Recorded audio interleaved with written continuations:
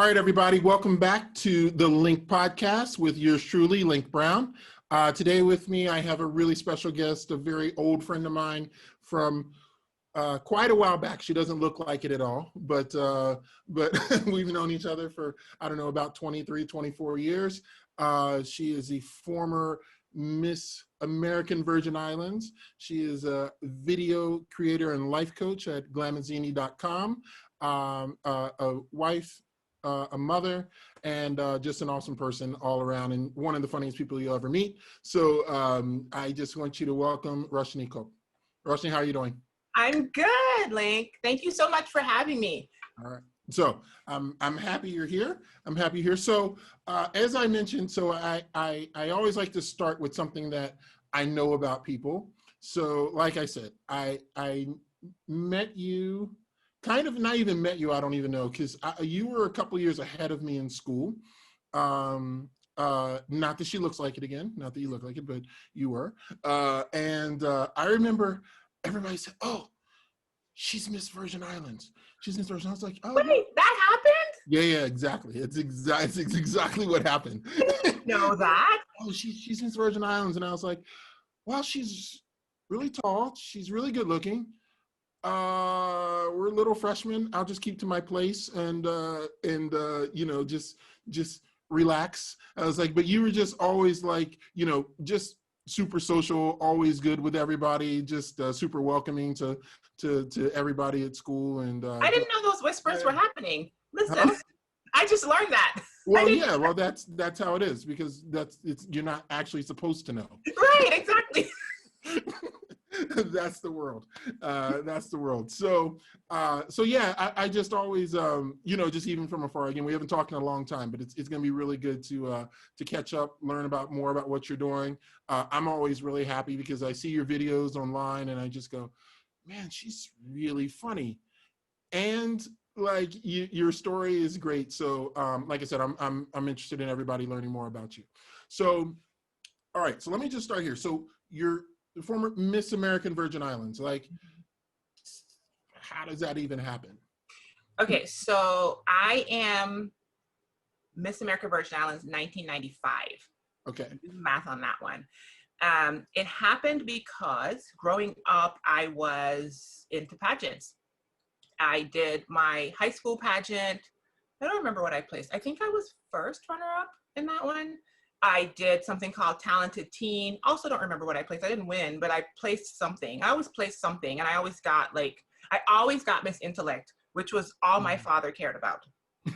He did not care whether I won. He just cared whether the judges deemed me the smartest one. He would always come up, take the Miss Intellect sash, and walk off, and I'd be like, when I won Miss American Virgin Islands, he came up, took the Miss Intellect sash, and walked off. And I was like, "Hello, crown." I was like, "We made it." He was like, "I don't care." But yeah, so I did a lot of pageants growing up. And I'm not gonna lie, I don't remember how I found out about the pageant. But there are two different franchises. There's American Virgin Islands, there's US Virgin Islands pageants, right? Yeah. The way that the US Virgin Islands was doing it back then, not sure if they're doing it now, is Miss American Virgin Islands would go to Miss World, okay, to compete, and Miss US Virgin Islands would go to Miss Universe. Got it. To compete. So I ran for Miss American Virgin Islands. I won. I went to Miss World and I competed. And then several years later, when I lived here in Missouri, because I'm in Missouri now, the Lions Club in the US Virgin Islands was looking for people to run for Miss US Virgin Islands because they did that franchise to send to Miss Universe. And one of my regrets in life is that I didn't go home. They contacted my mom. They said, "Where's your daughter? She should come home. She should run," because there's like residency time, you know, you have to be at home, whatever. And I didn't. I didn't go. And I do think back sometimes like, man, I could have gone to both pageants because like, if I'm being honest, I feel like I would have won. It's bad to say, but I'm like, listen, I was going to come down there and give it to him. Okay. And then I would have went to Miss Universe. So that's kind of how it happened. I ran for it. I got to travel to Sun City, South Africa. And yeah, it was awesome. It was an incredible event. I met Mandela. I have the photograph to prove it.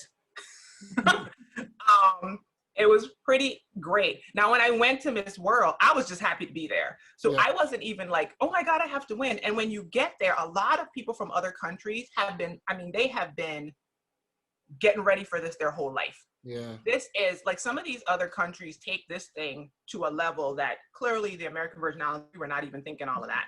So the fact that I even did what I did was great. I did not place in top 10, but a little birdie came and told me where I did place. And she told me I was 14, which I thought was out of 80 something people. It's not bad. And by a little birdie, I mean one of the judges came to me after. That's what I mean. One of the judges, I know her name. I'm not going to tell you. I follow her on Instagram still. She's a very famous actress. She came to me after the show in the, like, they had like a big reception. Yeah.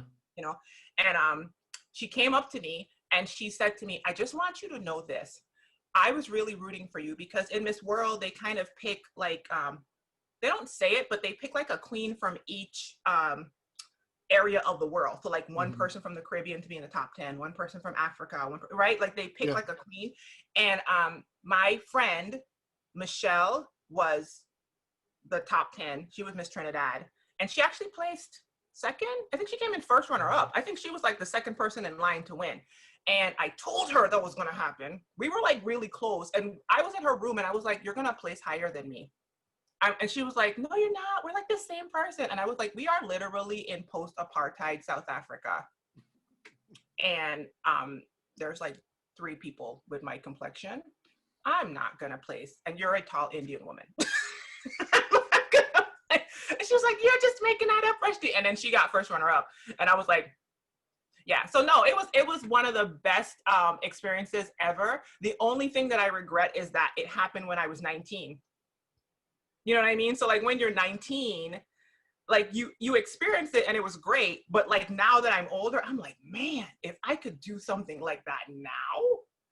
Yeah, why not though? I mean, I could, you know what I mean? But I'm just saying, like, you look back and you think, what an incredible experience. I didn't even realize what I had in front of me. I was just happy to be there. When I tell you, no matter what they asked us to do, I said yes.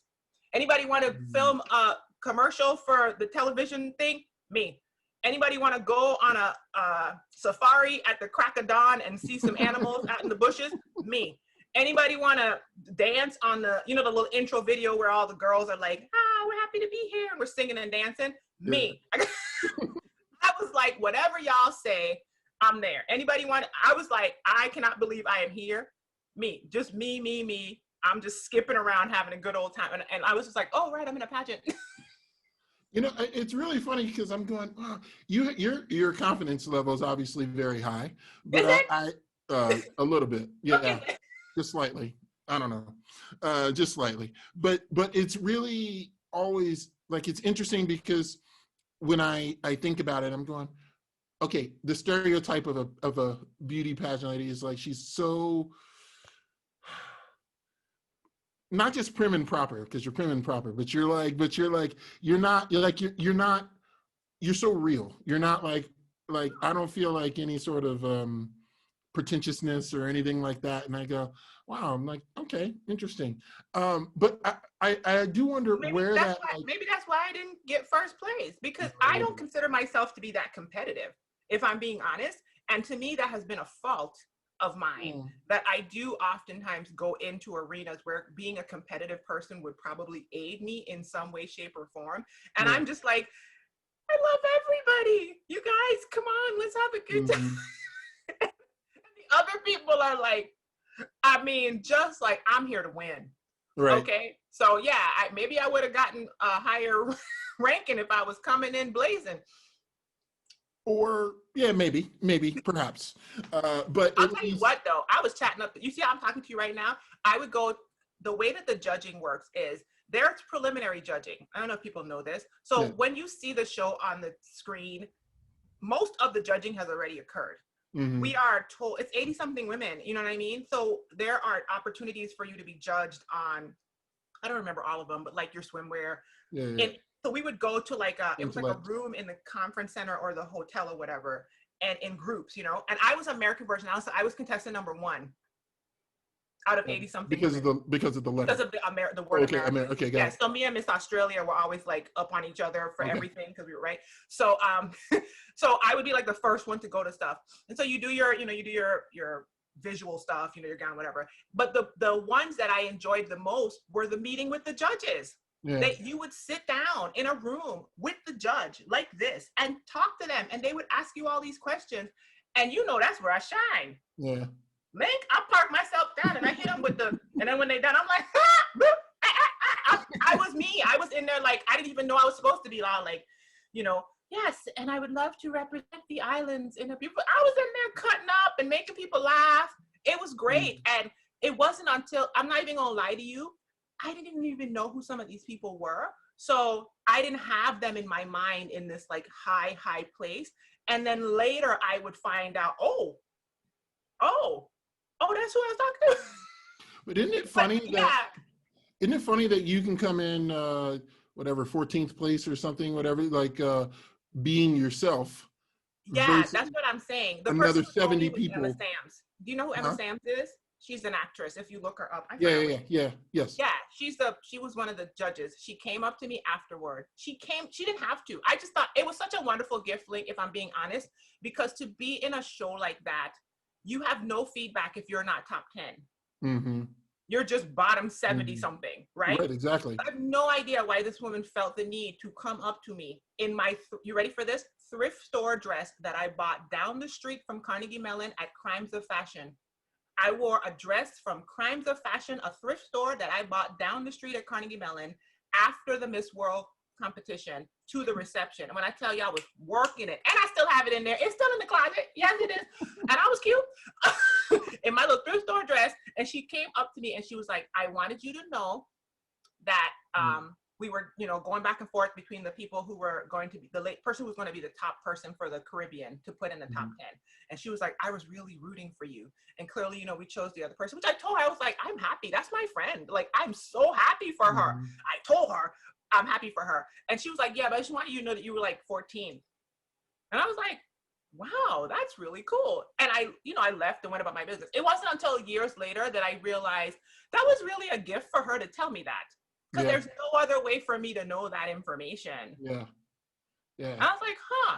And yeah, it was pretty incredible because like I said, Link, I didn't go there. I'm talking about makeup, not the makeup that people do now where everybody's face is beat. 1995, you know what I mean? People were light makeup and all this kind of stuff. I went light makeup. You know, I did my own hair. I had my own nails. I had no supplemental nothings. Okay. And when I showed up, people had been added to. Okay. People were taping their ears back. People had extra things that God didn't provide at birth. Chin implants. Okay. Yes. The whole tattooed eyebrows, which is a normal thing now. Things I had never seen. These girls, like hair, you would go into the people's room and they had multiple wigs and pieces and stuff. And I was like, this is not a game. I'm just in here having a good old time. And people are like, I am here to win. And you know what I realized, Link? And I learned it. In some of these countries, winning beauty pageants and beauty pageants is a cultural like tract that you can choose to do in life. And it changes your position in the country, right? So it does kind of in the US and in American Virgin Islands, but in some of these places it can take you from being low to like a place of honor in your country. And so I could see how people put like so much more effort and start younger. You know what I mean? And I didn't know that. I'm not even joking. I would wake up and put on my little fashion fair makeup. No joke. In my room and walk out. And when these people would just be perfected. Okay. And I was like, oh, I didn't know I was supposed to. Was it just your parents who like got you into pageants anyway? Or was it like well, yeah, of course my parents supported me, but I if it were up to my parents, I wouldn't have been doing all of that. Any of my extracurricular stuff is because I was like, I want to do that. Oh, okay. So the pageant thing, my recollection of that is, and the way my mother would tell the story is, I would sit in front of the TV in the Virgin Islands and watch Miss Universe and Miss Miss Universe mostly, and Miss America. That's what I say, like Miss USA and Miss America. And I would tell my mom, "Ooh, I want to do that." And my mom said at the time, she was like, "You were fat and bald." Sorry. She said, and I told you, I was like, oh yeah, sweetie, you could do whatever you want to. And I said, well, me like a dodo bird went and believed you. I went and believed you, girl. I went ahead and grew me some hair and went to these pageants. And she told me after some pageant I was in, girl, you were fat and bald. I was looking at you like, where this little fat bald girl thinks she gonna go to these pageants? But I didn't want to break your little spirit. So I told you could do it. And I was like, well, thank you, because I actually believed you. And here we are now. So yeah, no, my mom was not like, go do it, go do it. My mom was actually like, why are you doing that? Please stop. Yeah. Oh my God. And then I was like, I want to, do these things. And so, yeah. Well, at least they didn't try to protect you from it, and you figured it out. So yeah, that's cool. So tell me, so you all right, so you actually did Miss American Virgin Islands when you were at Carnegie Mellon. I think so, 19. So that would make, I think so. I think it was between either freshman and sophomore year or sophomore and junior year, somewhere in the middle of there, because I was 19, and that would make sense. Okay, so you said that one of your inflection points for you in your life was like actually choosing to go to school and study business. Like, so how was that like significant for you? Ooh, okay, so it was significant because in retrospect, it's not a choice I would have made. And so it shifted the trajectory of my life, where now I look back and think, man, that was a pivot point that the current version of me possibly would not have made. And that's why I say that. So I am a creative at heart. I am a goofy, dancing, expressive, slightly countercultural people getter togetherer, right? Who likes to express herself by collecting, pineapples and whatever, that's kind of who I am. And that's who I was growing up. And I chose to go to school for business more so because I was, how do I say that? Told that was the more respectable and acceptable route to go. Okay. Right? So I consider it to be a pivot point because I look back and I think, well, if nothing else, I probably should have been a dramat at CMU.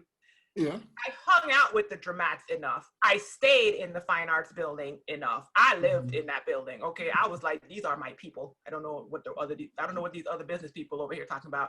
If I had to take one more statistics class, I was going to end it all. But yeah, so I say that that's a pivot point because I think I've spent a really large majority of my life almost backing out of that decision. Does that make sense? Like trying to reconnect with the version of me that was a child that was entering pageants and going to dance school. I was in the St. Thomas School of Dance, and I did all of these dance things, modeling, and an artist. I used to paint and sell paintings, and I used to make gifts for my friends when I was a kid and give them, you know what I mean? Yeah. I used to screen print my own t-shirts and then take the t-shirt, design them, screen print them, and then take the t-shirts to Carnival and sell them. Like imagine like a teenager walking around with t-shirts talking about, anybody want my t-shirt? Well, I got you. And so I was a very creative, artistic, expressive child growing up. And then I literally just stopped it. Like, I'm not even joking. I literally just stopped doing all of that and went to business school. Yeah, and you feel like that was just like, it was the pressure. I won't say pressure, but okay, well, I'll just call it pressure. Pressure to like. It was the direction that I was told to go in, and I said okay to that. I didn't go to business school thinking, man, I'm gonna really turn this into something with my creativity. And listen, I've had a lot of therapy, so I can articulate this now without a lot of angst behind it. But I didn't even know I could say that back then. It was almost like the version of me that showed up at university was under the impression that you could be creative and expressive to a point, but now you got to get serious and pick something. And that's pretty much the message that I was given. And I was also kind of given the message of, and there is no support for you if you don't get serious and pick something, right? And so I got serious and picked something. I was like, I guess a business degree is something I could use, right? That seems like a thing. And I'm not even joking with you, like, it's crazy because I told you, I have a lot of stories in my life where I'm just like, I'm just happy to be here. Oh, that happened. I just applied to any school. I think I applied to 20 schools. I'm not even joking. I think they came in and I was just writing essays and I just applied to all of them. And I thinking, oh, I don't know where to go. Whoever tells me yes, I'll get in and go there. I got into all of them. Well, there you go. But do you call that? Okay, well, I don't know. Do you think it was a mistake? I don't. Okay. Is anything a mistake, Link? That's the question. You know what I mean? Is anything a mistake? It's shaped who I am now. And there's information and things that I learned in that environment that I use. So is anything a mistake? You know what I mean? But the reason why I consider it to be pivotal is because I do look back at that point and think, man, if I could have done something differently, I would have at minimum went with more intention so that I would have curated my experience toward what I wanted it to be. Which if I'm being honest, I don't think the version of me that went to school back then even felt that she had autonomy or agency over that curation of her experience. So I don't think it was possible back then for me to do that. But that's what I would have done differently. And I would have either continued the business degree with more intention, or I would have done something differently with the actual topic I studied. Yeah, no, I can see that. I can see that. I mean, I think a lot of people make that decision, right? Like, and it's interesting because as a creative person, you're probably told there isn't a lot of income. Artists don't make money. Being the artist, right? Artists do not make money. Yeah. So you go, okay, I'll be responsible, right? And yeah, it's really interesting because I actually kind of find myself doing almost the same thing, like trying to reconnect, not necessarily thinking like that I made a mistake or something like that, like in studying or anything, because I agree with you. There's no mistake necessarily, but definitely trying to reconnect with everything that I love doing. Right. And not like living through my passions and not living just because of a title or income or whatever. Like you realize like you're going to be okay. Yeah. I mean, right? The thing about it, Link, is everything deserves to be honored. So the more I allow the real authentic Roshini to show up and give her space, those things about me, I give them honor. Like I elevate them and I give them weight. And that's something that I have to do to almost unlearn what I learned, which was don't give those things weight. It's okay to push you down, the things you enjoy, the things that light you up, the things that you feel passionate about that everybody else doesn't totally get. It's okay to push those things out and down and kind of assimilate. And that's going to bring you some fulfillment. And that's not true. That's not true. It's fine to have something like a business degree, a job or something that isn't necessarily like your passion, because just because you don't have a passion, just because you're not making money at something you're passionate about doesn't mean it's not honorable. That's fine. Everybody got to eat. But you also need to elevate you. So some of us can make money out of our passions, the things that light us up. Some of us don't, but just because you don't make money about it doesn't mean that you don't elevate it. You know what I mean? Yeah. It's still valuable. And this is something that I talk to with my coaching clients. It is imperative to do. I tell them all the time that something I've discovered in my life is expression is the opposite of depression. Now, I don't know if anybody else says that, but I say it, okay? I found that I was depressed and I realized that depression literally means to stuff down, to depress something. And so to get out of said depression, I started evaluating Roshini. What do you want right now? What do you like right now? What did you like to do? When I was a kid, Link, I had a 110 crank camera with the film, you know, click, Oh wow. with the little Yeah, flash yeah, bulb. Oh yeah, yeah. oh yeah. And I used to go, oh yeah, we going back. Okay, I'm talking about a 110, the crank. And I used to go outside and take pictures of the lizards and the trees. Mm. And when we went to Carnegie Mellon, one of the buildings, I can think of where the building is, but I don't know exactly which building it was. There were these seats and this big archway with a sculpture. And I would sit in those little seats, and there was a carving of a lizard in the seats, and I would just stare at it, almost like I thought I could no longer do the thing I loved. It's kind of heartbreaking when I think about it. Like he had a name and everything. But what's wrong with going outside and taking pictures? I don't have to make money about that. I do it all the time now. I walk outside, I take pretty pictures with my phone, and I don't post those things. Y'all don't see them things on the internet, but it's because I'm honoring me. I'm honoring the little girl that sees beauty when she walks outside and is mesmerized by the heavens. You know what I mean? Yeah. Because that brings me joy. It's like it feeds my spirit. And then I can show up here and do what I'm doing, or even at my job, I can show up there better because I've elevated me. Mm. You know what I mean? And that's Yeah, kind of yeah. how I look at it. Yeah. So tell me about the unraveling phase. So one of the things you mentioned was, and I don't know if this was part of it, but like you talked about changing your hair. And was that a part of the phase, or was there something that kind of came before that, like that helped you start to unravel all those things that you had built up in the past? You know, it's funny. I don't know if I would have linked it to that, but that probably was one of the first. Yes, Link. Looking back, that probably was one of the first instances of me taking agency over myself in a way that I had never done before. I would have never thought of it that way until you just said it. Like I was today years old when I thought of that. But but yeah, so the hair thing, okay. We're gonna go back. I grew up, my hair was relaxed like most Black women's hair gets relaxed, chemically straightened, right? And I had the long flowy hair. I have that abundance, although I don't have it right now. Little known fact, I cut my locks off on September 6th, and most people don't know it. Breaking news. They're in a Yes. bag under my bed. Yes.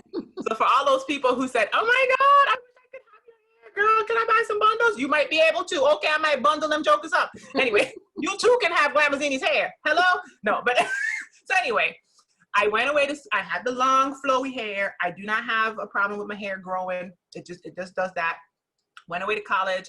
I had the long hair, you know, go to straighten, whatever. And somewhere in the midst of there, I said, I want to lock my hair. And I did not get a very positive response to that from the powers that be, my mother. Oh, okay. And she said, and I quote, and come home to whose house? And I was like, Oh, damn.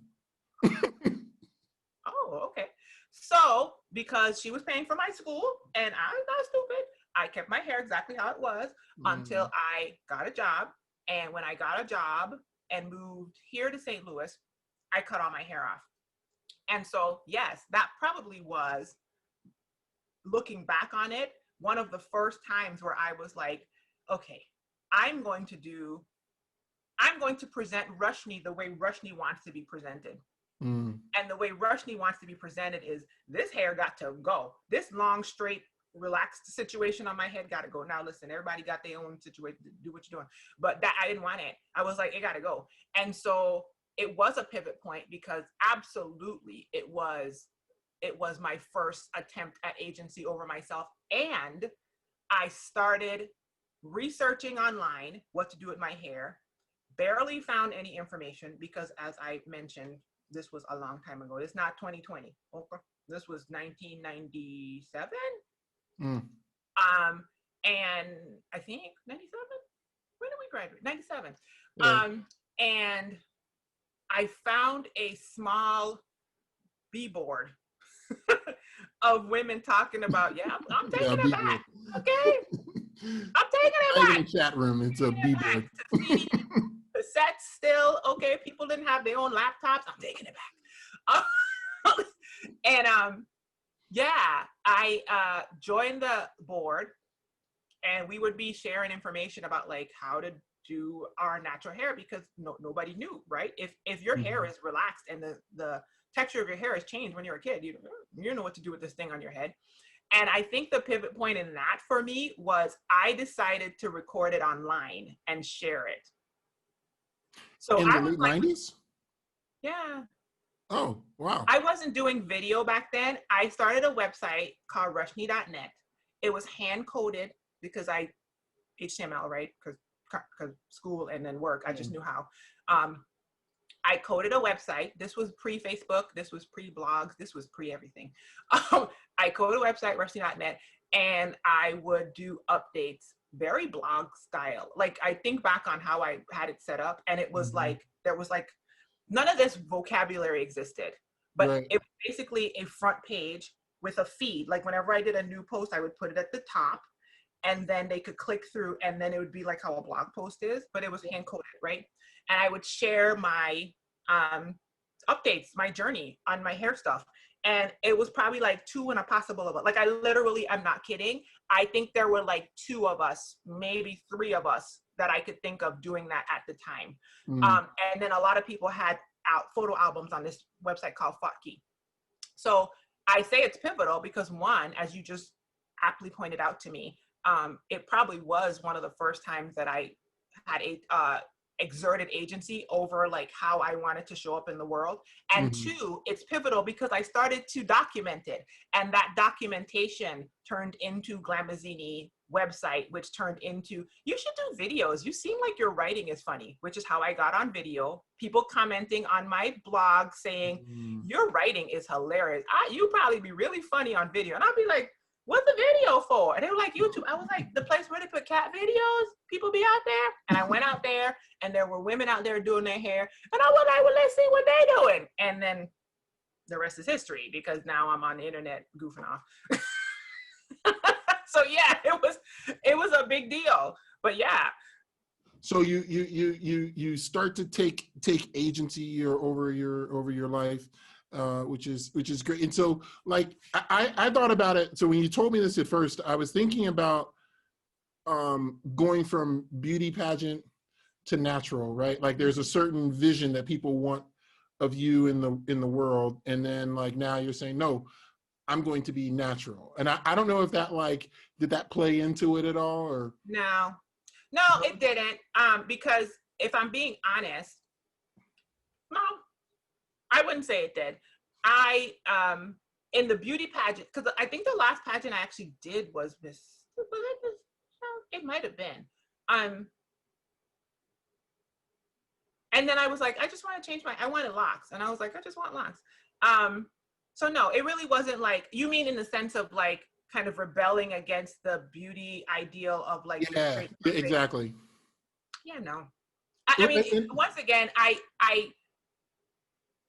my husband points out to me all the time that I'm atypical and strange, and I don't always grasp a lot of the social, what's the word, constructs that people expect me, boxes people expect me to be in. When I tell you I would have showed up at somebody's beauty pageant with the locks, I've been confused that nobody thought that was pretty. I'll do it right now. Let me throw some sister locks up on this head. Hello? Forget the sister locks, the ones I had, and wish they would say something to me. Hello? I would be confused, like, oh, I'm not supposed to look like this. I just wasn't at that point yet. My hair was just straight, and that's what I went with. You know what I mean? It was just kind of like, this was my hair on my head. I went, and then it was like, okay, I guess I'll change my hair.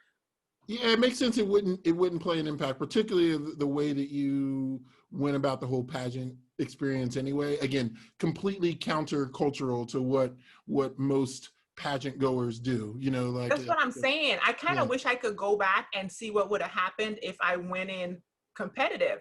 Because when I tell you this, listen, like I had never even shaped or drawn on an eyebrow when I went to that pageant. You hear me? I had never shaped or drawn an eyebrow. I went straight to Miss World and had never shaped or drawn on an eyebrow. Okay, when I did my little fashion fair makeup, I told you I was so basic. I got there and I saw this pageant world that I did not understand how serious these women took this thing. I was so perplexed. And I had never been more beautiful than when the makeup artist, like when we had, because remember I told you I was volunteering for everything. Mm-hmm. You know, magazine shoots, me. Dancing, who can dance? Me. Who can do me? I'm doing it all, right? And so you would go to the makeup artist. And when I tell you I would come out killing it, I'd never seen my face like that. Because I was doing my own makeup. So the makeup artist would beat me into submission. Do you hear me? And I'd be like, I have 2 pounds. Oh my God. I'd be like, look at my eyebrows. What have you done? You know what I mean? So I was, like I told you, I was just happy to be there. I was like a kid in a candy store. The fact that I was supposedly at Miss World and I was supposed to be winning the title, which is horrible to say, was like secondary to the fact that I was just like, oh my God, I'm having so much fun. So going back to your thing. So you change your hair, you document online. What did that do for you though? Like, what did that do for your confidence? For you What getting? does it do? I'll tell you what it does now and what it has done just as a through line for the past 20 years. It is one of my favorite spaces of expression. I provided myself an area where I could show up and put out what I wanted to put out. And it morphed, right? Because what I was putting out at first was majority hair information, right? And this is literally, this haircut is the first time I have significantly changed my hair without any rah-rah on the internet. Now, I know people are gonna freak out when they figure out what happened. I have people now who are like, how do you get your hair and all your locks underneath that wrap? When I take a picture and I'll be like, I don't, you know? So it changed because as you can tell, I'd be making videos, I'd mention stuff, and then people would be like, oh, tell me more about this thing. You know, this part of your story, this part of your life. And then I'd be like, oh, okay. And a huge part of what happened was I started sharing my depression story. And then I started doing dedicated videos about mental health and depression. And that's how the life coaching kind of occurred because people kept asking for it. And I was like, what are you guys asking me for? And they're just like, I'm trying to figure out how you're telling me that you have a major depressive disorder diagnosis from a whole professional. I do. Okay. And you out here talking like this and acting like this. What are you doing? And I was like, what do you mean, what am I doing? They were like, tell us. So it gave me a space to do that and to connect with like-minded people who were seeking the same types of information, whether it was something like hair, beauty outside, you know, mental health, beauty inside, you know, and then it's like, you're really funny. Now, here's the thing about the funny thing. Like, I was trying to be serious. I'm not even joking. I was trying, there's nothing more telltale than when you are trying to be serious and you find out people are laughing and you're just like, but I'm trying to be serious. So eventually I just realized, stop trying to be serious, Roshini. Something about you is hilarious. Lean more into the hilarious. Like, stop trying to button it up because I don't button it up well. I just don't. Yeah. You know? There's definitely something about this whole concept of like understanding yourself and being as authentic as possible, right? Like as authentic, being 100% you, right? Yeah. There's I could even say, like, you know, just even the idea of me putting out videos, I'm not like a video guy at all, you know, but I go, man, if I'm going to do this, I need to like lean into who I am. If I don't, then I might as well just let somebody else do interviews because it doesn't really do anything, right? Like, but there's something, I think people are attracted to authenticity, and there's not enough of it in the world right now. There's so many people trying to fit into those social constructs that everybody has for you. And it's like, well, what if, I mean, we're all supposed to be unique. What if there were 7 billion expressions of uniqueness in the world instead of us trying to typecast into 5? Yeah, listen, exactly what you said. And I think that that's a journey that we all are on, whether we are putting digital content on the internet or not. I heard a quote recently, I'm not going to get it properly, but basically it was something along the lines of, you need to be yourself, because if you're not yourself, how are the people that are looking for you going to find you? And I was like, wait a minute now, you done spoke to my whole spirit. Mm. Because if you go back on the thing that's unique about being a content creator and being a content creator for so long is there is media on the internet that shows my progression, right? It shows my progression. And so if you look back on there were seasons where I was trying to, well, this isn't what people want. Like, this is what people want. You know what I mean? Although, for example, on video, I literally, like I said, started my video life because people were reading my words and they said, "You're funny. I bet you'd be funny on video." And I'm just like, people do videos? I didn't know, right? But then you get into the world of video and you see the ring lights, and I say ring lights jokingly because there's literally a ring light in front of me right now. It's not turned on, but right, mine isn't on because I got but you know, and perfect makeup and all of this stuff, and you're just like, oh, maybe that's what they want. So you abandon what people said they saw in you, and you try to, you know, I'm an aspirational, perfect hair, twist out girl. And then you're like, why is nobody responding to that? Because that's not you. Because that's not you, Roshini. You know what you are? You're this chick. You're a 44-year-old woman that collects pineapples and has the audacity to be twerking it out on the internet yesterday because she was excited about the fact that virtual school ended early, and your pastor commented on your video talking about isolations, because it's a running joke between me and my pastor. It's a running joke because when I was in the praise dance ministry way back in the day, you know, we used to make this joke about me having to lock my hips because you know how these Caribbean people, we got that, that lower lumbar control. And, you know, she'd be like, hey, I appreciate the muscle control, but you just want to lock that up. And I'd be like, you need me to lock it up? So like yesterday I was laughing because I literally made a funny video just having a moment dancing because I was happy. And then last night I saw that she commented in all caps, "This what pastor, you know, this the pastor church, isolations." And I was like, yes, praise glory, girl. So like, that's who I am. And when I do that, people are drawn to that. Now I'll tell you what though, Link, listen, higher levels, bigger devils, okay? Because part of the reason why we don't show people our authentic self is because we have to trust that we can withstand the commentary and critique to our authentic selves, right? If somebody critiques your facade, it's not that painful because that's not really you. You know what I mean? Like the comments are gonna come when you start putting more of yourself out there, being authentic and more vulnerable with people. You are going to draw to you more of the people who need what you want. And I'm saying this to you specifically. You're going to draw to you more of the people that need what you specifically can give them. You're also going to draw to you more dissenting voices. But listen, like Cat Williams said, if you don't have the haters, you're doing it wrong. Exactly. Your goal should be to get more haters by Saturday. Because that means that more of the people who are going to need specifically what you bring are also going to be at the table. You see what I'm saying? No, that's deep. Go. But listen, it's the truth. It'll bless you if you let it. Reach. Praise the Lord. That's awesome. So you've been on the internet then for how long? So my gosh, like forever. Oh, that's a long time. I think. If you go to my blog and you go all the way back, there's a lot of posts. I think I started either 2001 officially. So if you go to my blog, there are posts from the 90s. There are posts from the 90s, but those were like retro posted.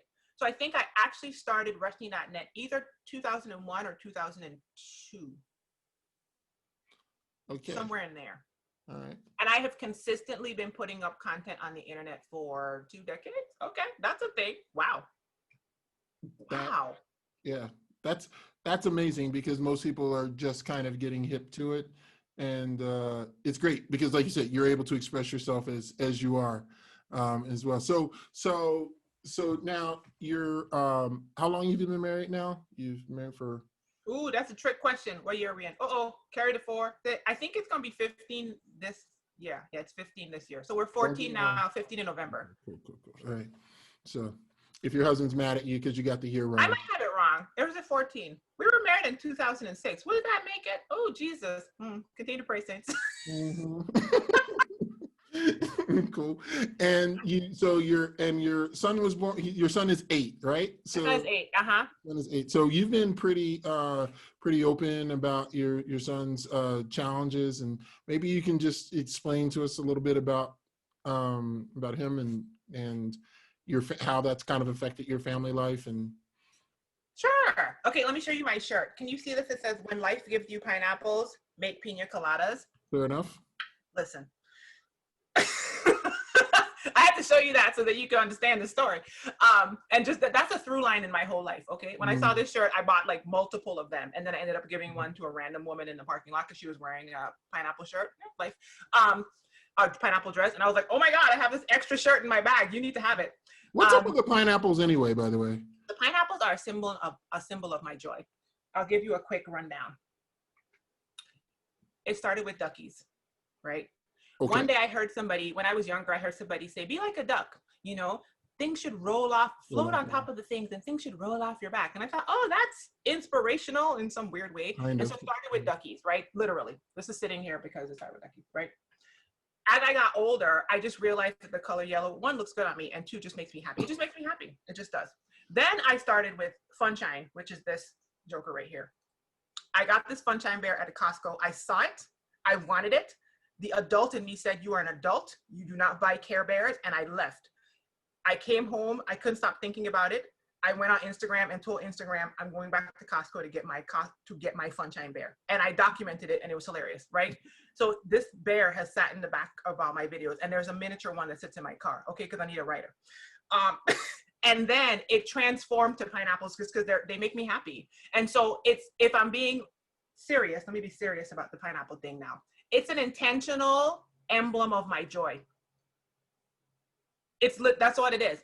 It's an intentional, and it's me, remember what I told you, elevating Roshini and honoring her. It's me taking something that brings me great joy and giving it a place of honor, and then shooting it at everybody else, okay? My intention with the pineapples is not just for me to be happy. I want every time you see a pineapple, it makes you smile. And I get this I intentionally set out to do this link, and I get it every day. In my inbox, somebody in the comment section saying, I was having a bad day, girl, and I walked by a pineapple something in a store somewhere, and it made me smile. Oh, that's beautiful. Good. That's what I'm trying to do. Yeah. I'm trying to transfer my joy on you. So, and if I end my videos, at the end of my videos, I always say, oh, and here's a pineapple, and I either put it on the screen or I point out whatever. If I don't say, oh, and here's a pineapple, they in the comment section mad. Girl, where my pineapple at? You supposed to be? I'll be like, oh. I forgot. Oh, it's a tough crowd. Oh my God. Yeah. So yeah. Okay. So my son. So I did not grow up with dreams of being a mom. Right. You know how some people are like, oh my God, I'm going to be a mom. Oh my God. And they have baby dolls and they're nursing them. No. I had a village of Barbie dolls. I was going to be on the cover of somebody's international magazine. Okay. That was where I was at. So I was a fashionista. I was going to have like a flat, my brain had all of these imaginations. I was going to have like a flat somewhere in Europe. It was going to be a flat because when I was a kid, I learned the word flat, and I thought that was like, yeah, I thought it was like a stir shake. Oh my God. And I was going to have like a fashionista or whatever. And like, kids, who's doing that? Okay. Because I got to be like, my stomach got to be flat and I got to be perfect. And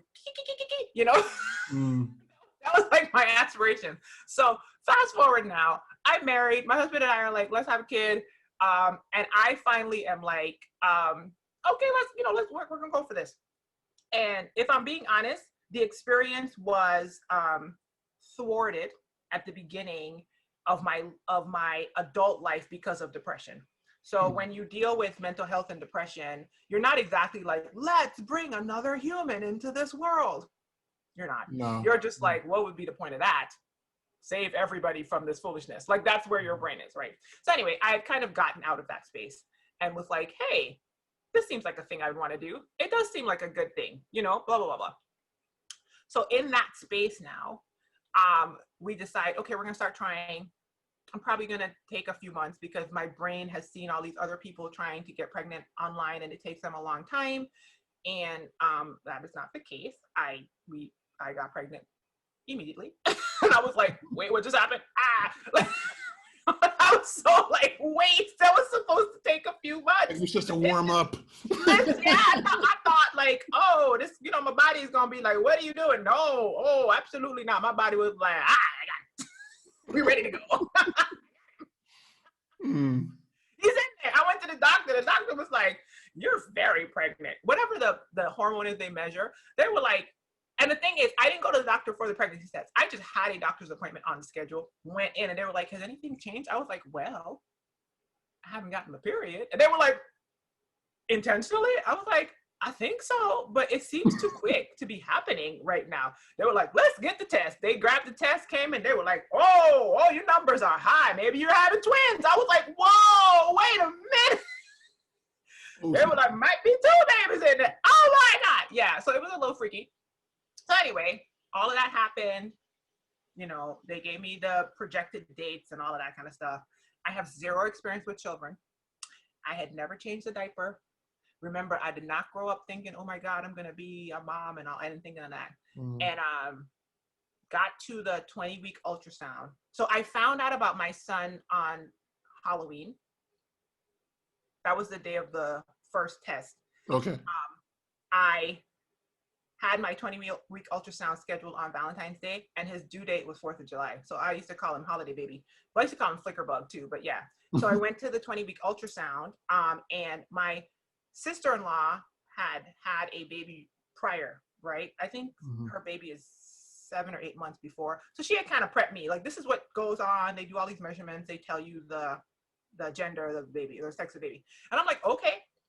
So I'm excited, I'm like, ooh, I'm gonna find out if it's a boy or a girl. I kind of knew what I wanted, and that's all I'm thinking. I'm like, I'm gonna go in and I'm gonna find this out, and this and the other. My husband was there with me. They did the first ultrasound, and they were like, oh, okay, whatever. They did like a second one. I don't remember exactly, because if I'm being honest, this was one of the most traumatic experiences of my life. And sometimes when you have traumatic experiences, pieces of it leave. So they did a second ultrasound, and they started getting, the ultrasound tech was getting a little quieter, but she didn't say anything. And then she had to leave. No, my husband had to leave. So at this point, they told us the gender, and I was like, oh my God, this is great. And she was like, yeah, I'm going to have the doctor come in and, talk to you guys, whatever. And I told my husband, I was like, it's okay. We got everything, they did all the measurements. We found out that it's a boy. We're so excited. You could go. Because he had class. He was in school at the time. You can go. Sorry. Trauma. They were like, we have to do another ultrasound, but this time we need to do the, the vaginal one. And I was like, hey, I'm thinking, why are they doing all these ultrasounds? Like, we've already seen the thing. You've seen it on TV. They rub your belly with the thing, and they do the thing. And, my husband and I are like, oh my God, we're so excited. And so I'm in the room by myself now with the ultrasound tech. Her whole demeanor has changed. Before she was chatting. Now she's like somber. And I'm just like, what's going on? The doctor comes in. He does the ultrasound, and he is not nice. He is just not treating me well at all. I mean, just no concern for me, my physical comfort, nothing. We'll just say that. He's just trying to get what he's trying to get, and looking at the thing and poking and prodding, and I'm just like, oh, okay. And then when we're done, I sit up, and if I'm being honest, Link, my experience of that was everything went slow. I don't know if you've ever had a traumatic experience where time stopped. They film things like this in movies, and if you've never had this happen in real life, you think that they're exaggerating the experience. My memory of the experience is sitting on the table and him telling me that something is wrong with the baby, and then listing out all of these different possible genetic problems and this and that. And almost, it was like the world went like this. And his words started to sound like this. And I remember I kind of turned my head, and the ultrasound tech went, like, she went, and I was like, what's going on? Like, in my head, I was like, what's going on? What's he saying? What is he talking about? What's he talking about? And I was like, I should be listening to him. And I couldn't hear him anymore. It was just like, and I was like, what's going on? So then I remember thinking, no, focus. Okay, focus. What did he say? And I come out, and you ready for this? Brace yourself, hold on to the table. He said, well, you're going to be 35 when you deliver. So what did you expect? Yeah. Let's take a sip on that. Yeah, let's take a sip.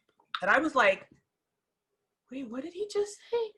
And then I was like, oh, I didn't hear what he said. What did he say? And then all I remember, this is my memory of that. The ultrasound tech looked at me and said, I wrote down everything he said so that you would remember it. And I was like, oh, thank God, because I don't remember what he said. And she handed me the paper. I still have that piece of paper, Link. It is in the pages of my Bible. I took the paper and I just stuck it in my Bible. I was like, God, I don't know what all these words are. It was a lot of long words. It was a lot of long syndromes and genetic symptoms and syndromes. And I was like, what? And I have no recollection of leaving the room. I have no recollection of leaving the floor of that hospital.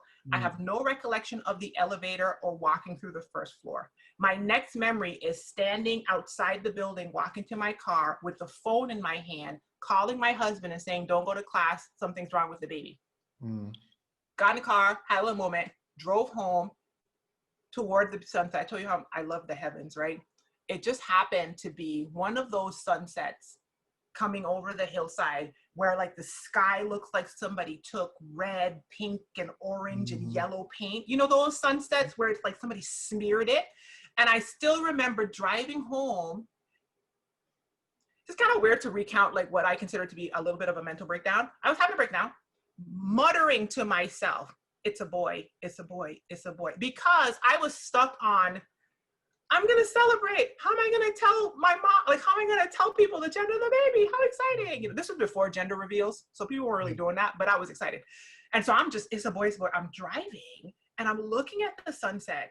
And I remember thinking, God, how could something so pretty be happening at the same time something so horrible is happening? Like, it was just the weirdest experience. Now, just to get out of that deep, dark place, I have to drive past that place often to come home, right?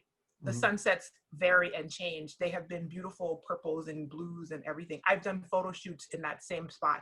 And it's weird because since then, I've had similar conversations with him, driving over the same hillside with my kid in the back singing, get back, and we just boop, boop, boop, boop, boop. And I look at the sunset and be like, I see you now. We having a good time today. But back then, I thought I was gonna die. Got home, had a little bit of a meltdown, pretty much sat on the couch for longer than I would like to explain, rocking back and forth saying it's a boy. I'm not even gonna lie, like literally having a mental breakdown. My husband was home, clearly he didn't go to class. And it was rough. Basically, the shortened abridged version after that is, I heard a voice in my head say, you have a decision to make right now. You can either fall headfirst into a pit that you have never experienced before, but if you do that, you're not coming out. That's what I heard. Or, and I was like, I'm gonna need to hear the or. I still remember sitting on the couch saying, I'm gonna need you to hit me with the or, because I need the or right now, or else I'm going in. You know? And it said, or you could just get up and do what you always do every night because you don't know what else to do. And I was like, what does that even mean? And it was like, you can do the dishes. And I was like, I could do the dishes? Are you serious right now? Here's the thing though, Link. That thought has actually saved me many a time in the past year, in all the years since then. Because sometimes when you get flooded and you're over traumatized with something, it's a lesson to learn how to like, and then be like, I'm gonna lean on my routine for a second until I get the next step. So that's what I did. I literally got up and did the dishes that night and then went to bed. And every step after that was me going to, after that point, I had 16 ultrasounds from that day until I had my son. I was admitted to the hospital once on a scare of him coming early, which I don't even understand what that was about, whatever. And 20-something non-stress tests, a fetal MRI that they couldn't get the image. I was in there for like an hour and a half, pregnant on my back, which hurts. And pretty much told from week 20 to week 23, every single time I went to the doctor, which was multiple, that I had the option to terminate my pregnancy. And I was like, when are you guys gonna stop asking me this? And they were like, we kind of have to present it to you every single time because it's a possibility, blah, blah, blah, blah. So my son's diagnosis back, I don't remember all the stuff that they said that he might have had back then. I don't remember, but he has spina bifida. He has the most extreme version of spina bifida, which is myelomeningocele, because there are varied versions of spina bifida. Spina bifida is actually the most common birth defect on the planet. Many people have spina bifida and don't know. It's called spina bifida occulta. It's hidden. Mm. So like I could have it, you could have it. All it means is there's an opening in your spine, right? Okay. So he has the worst presentation, which is myelomeningocele. And he also has what's called a Chiari-2 malformation.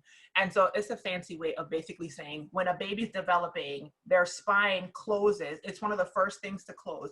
And it develops and it closes like a zipper, right? So it goes up to their neck and it goes down to the lumbosacral, the bottom, the butt bone, right?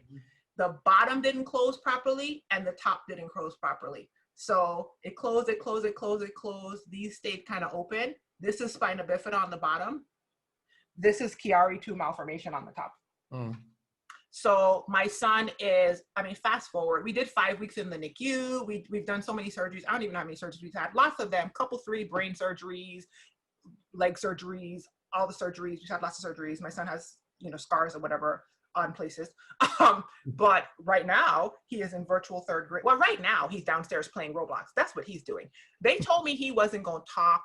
They told me he wasn't going to walk. They were right about the not walk. They were definitely wrong about the not talk. They were wrong. I told my son one day, I said, you know, they told me you weren't going to talk. He did this. You ready, Link? He went, oh, that's funny. When I tell you I tore this house, I said, glory. Oh yeah. And I ran all through because they told me he wasn't going to talk when I was sitting in that fog. Yeah. This kid, he's not going to talk. He's not, they told me he was going to have a cleft palate. He was going to have some genetic something that, it wasn't Down syndrome. It was a different thing. Yeah. He probably wasn't going to make it past 3 days. That's what they told me. They said when he comes out, he's probably not going to live longer than 3 days.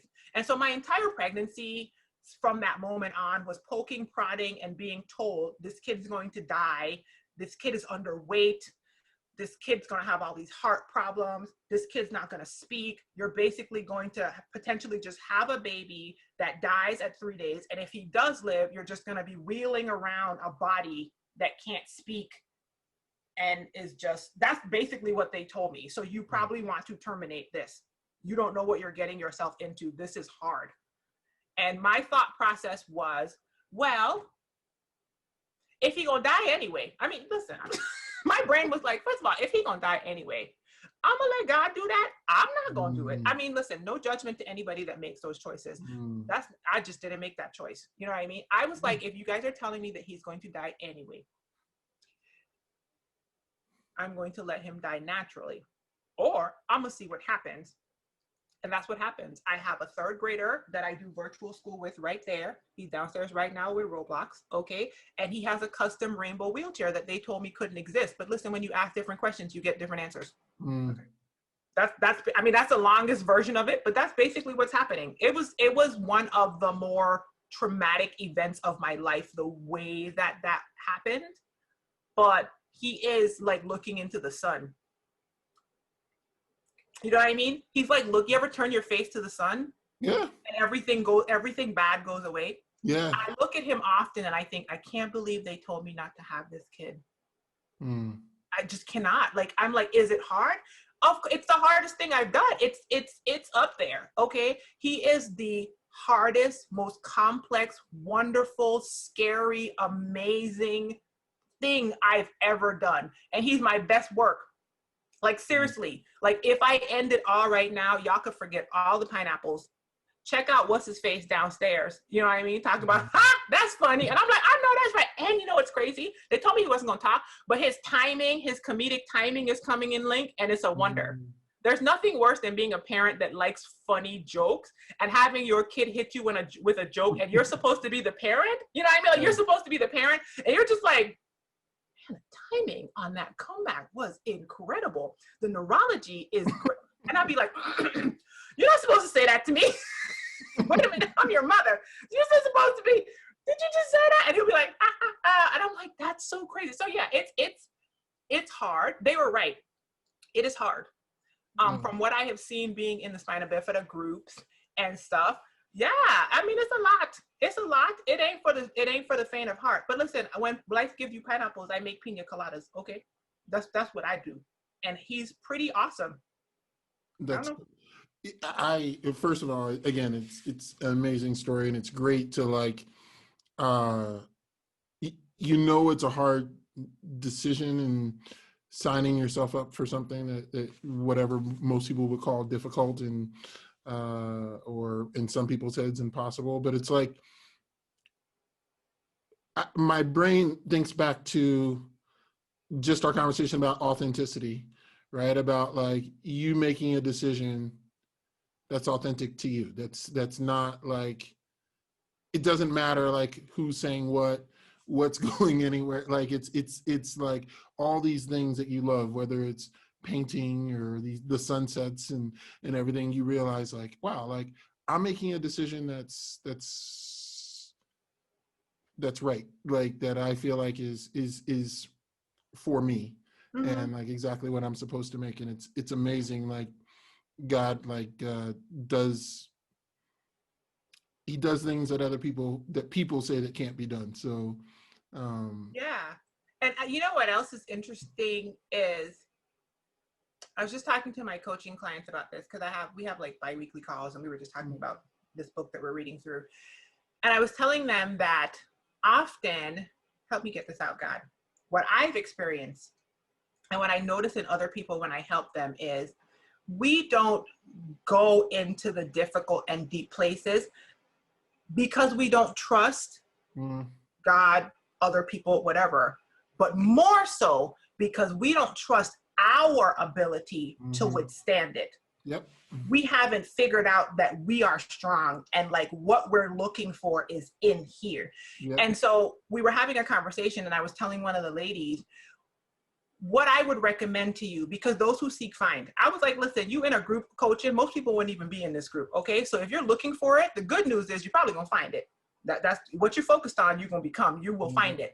You need to do work on finding out, healing broken spots in you, so that what you are wanting to receive, you have the capacity to hold it, whether that is in a relationship or whatever, right? And so I say that because when you're talking, I'm like, I remember back then thinking, well, I decided to have you, because I used to talk to him. Okay, the same way I be chatting up, but I used to talk to him. He's in my stomach.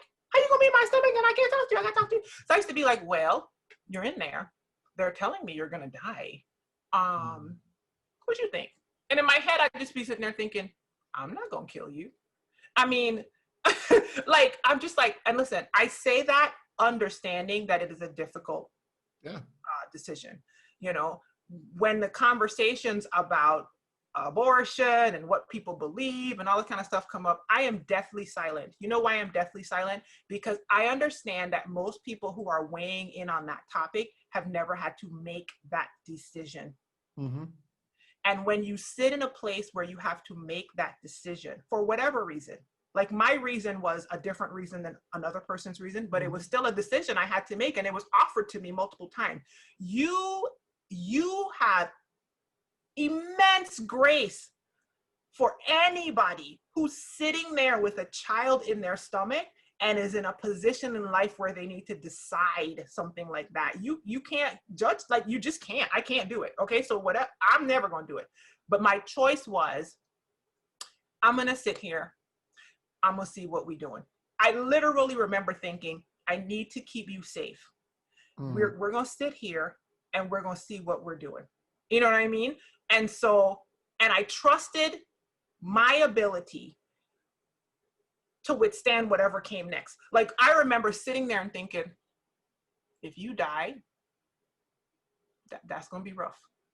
I had a friend who had that happen, where you have her first child, they left the hospital without the baby.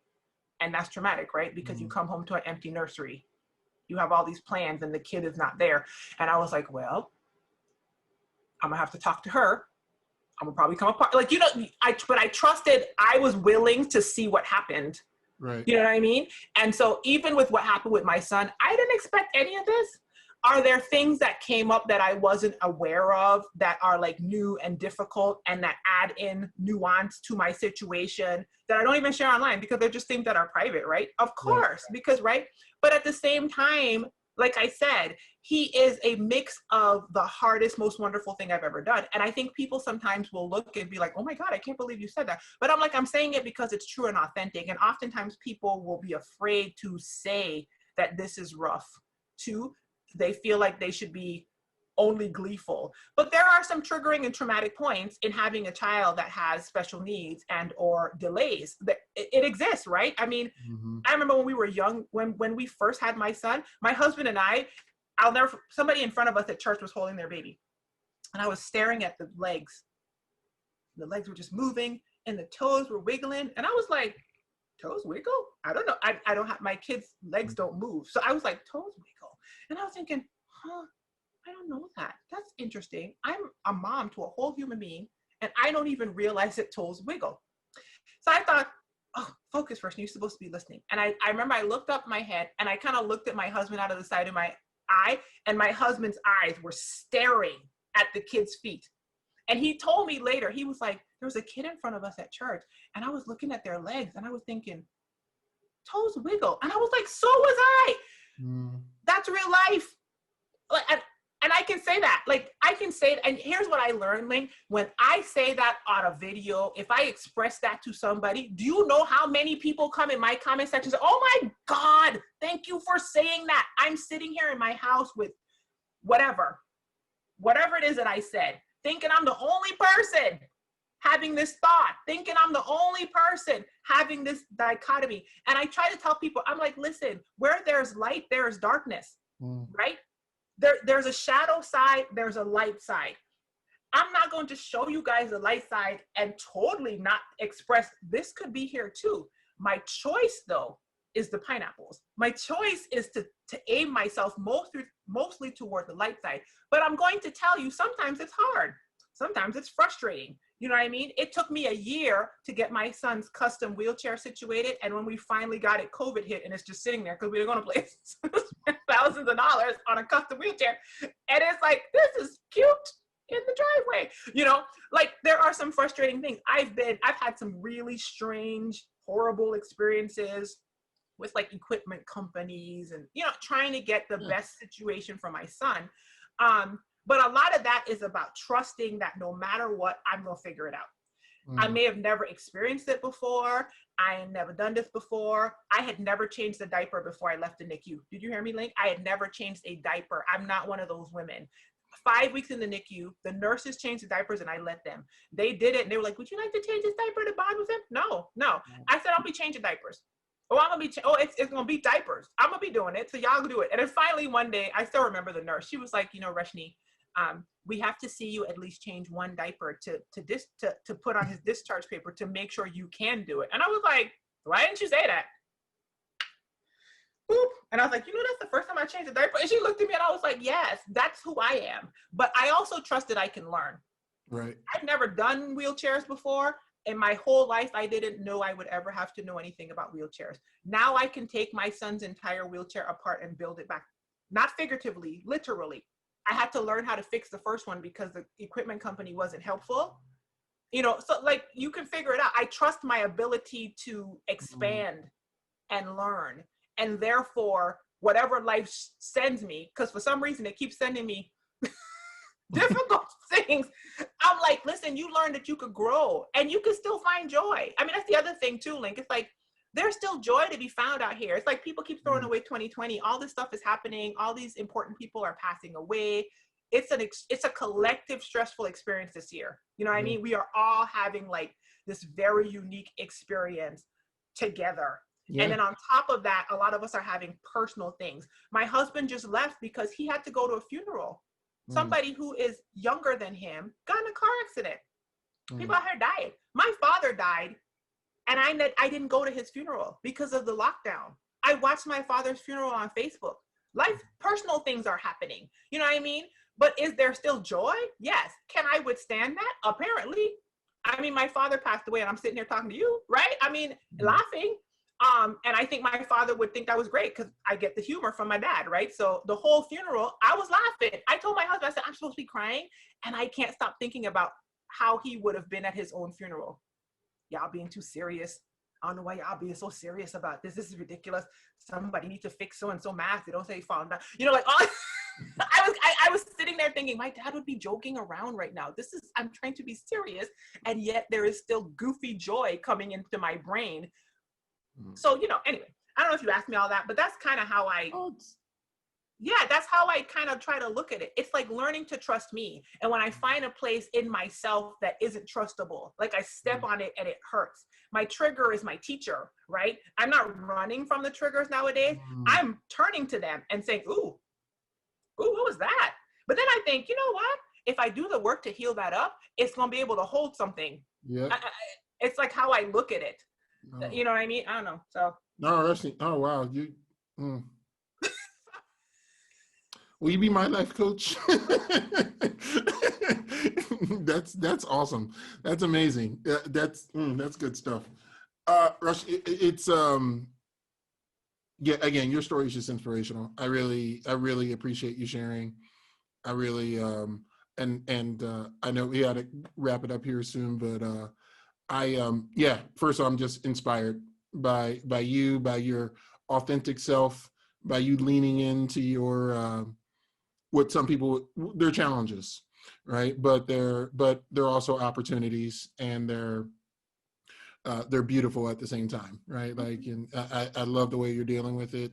I'm inspired by it. I'm going to go back and listen to this recording myself, just to hear you some more. But I hope you come back.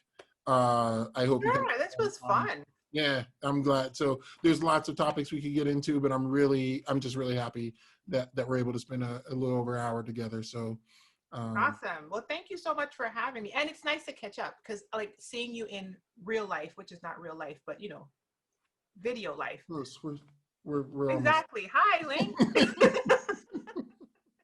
Thank you for having me. No, yeah, you're amazing. So, all right. So where can people find you? Oh, yeah, I am Glamazini everywhere. So glamazini.com is my website. So if you go there, you can find me from there. Yep. I'm Glamazini on all social media. I put videos on Facebook, YouTube, and Instagram pretty regularly. Yeah, that's how you can find me. And we will put a link in the description, so everybody can link and subscribe to you. Again, you're one of the funniest people I know. But thank you. So I'm really honored to know you. Thanks, Link. Thank you. Same. All right. So it's been great, and we'll have to do it again. All right. Absolutely. Okay. Catch you later. Take care. Bye. Bye. All right, guys. We hope you loved it. Help us spread more global understanding, encouragement, and inspiration. There's 4 things you can do for us. You can comment, subscribe, like, and share. Enjoy the journey.